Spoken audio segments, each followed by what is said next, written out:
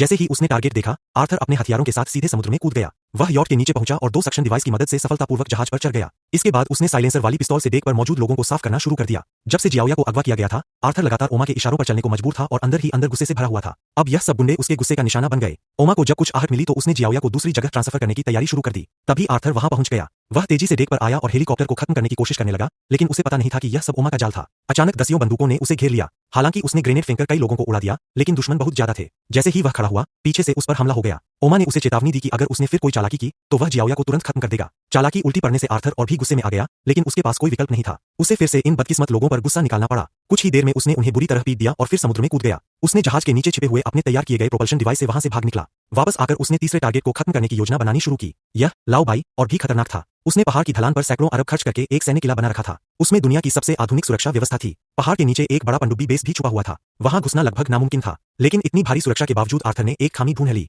उसे पता चला कि अगर किले में कोई घायल होता है, तो वे पास के अस्पताल से हेलीकॉप्टर बुलाते हैं।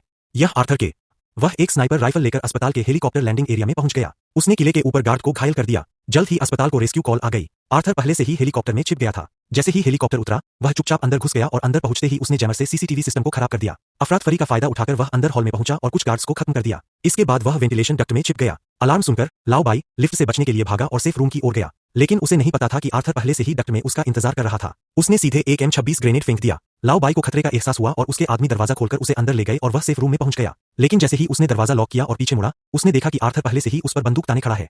लेकिन आर्थर ने उसे नहीं मारा, क्योंकि उसे समझ आ गया था कि ओमा उसे अपने दुश्मनों को खत्म करने के लिए इस्तेमाल कर रहा है।